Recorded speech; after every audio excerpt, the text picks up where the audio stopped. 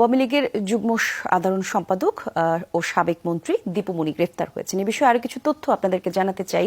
DB কার্যালয় থেকে আমাদের সহকর্মী তানভীর মৌসুম যুক্ত হচ্ছেন। তানভীর, একটু জানাবেন এই বিষয়ে আর কি কি আপডেট জানতে পারলেন?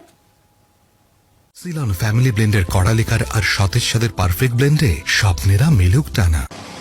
ডিবি কার্যালয়ের সামনে আমরা এখন এই মুহূর্তে অবস্থান করছি, যেখানে আওয়ামী লীগের যুগ্ম সাধারণ সম্পাদক ও সাবেক মন্ত্রী দীপু মনিকে নিয়ে আসা হয়েছে। মূলত পুলিশ সূত্র জানিয়েছে আজকে সন্ধ্যার দিকে তারা বারিধারা ডিওএইচএস এর একটি বাসা থেকে দীপু মনিকে তারা আটক করেন এবং জানা গিয়েছে যে সেটি সে সাবেক মন্ত্রী দীপু মনির আত্মীয়ের বাসা ছিল।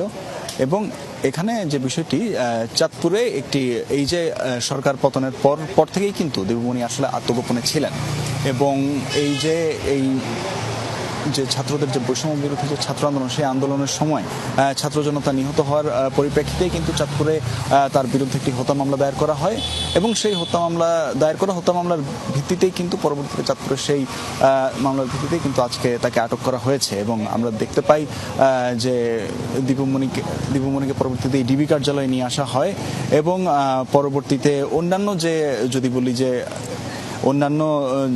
যে আনুষ্ঠানিকতাগুলো রয়েছে সেগুলো কিন্তু ধীরে ধীরে সম্পন্ন করা হবে। তবে আজকে তাকে এই বারিধারা ডিওএইচএস এর যে বাসা থেকে তাকে আটক করা হলো, তারপর কিন্তু তাকে এই ডিবি কার্যালয়ে রাখা হবে। এছাড়া আরেকটি বিষয় এখানে উল্লেখ করতে চাই যে এই যে সরকার পতনের পরই কিন্তু তিনি আসলে আত্মগোপনে ছিলেন এবং এই কয়েকদিন আত্মগোপনে থাকার পর আজকে তার যে আত্মীয়ের বাসায় রয়েছে বারিধারা ডিওএইচএস, সেখান থেকে কিন্তু তাকে আসলে আটক করা হয়েছে এবং এর পরবর্তীতে তাকে কিন্তু আদালতেও নেওয়া হবে। কলি, অনেক ধন্যবাদ আপনাকে তানভীর আমাদের সঙ্গে যুক্ত হবার জন্য।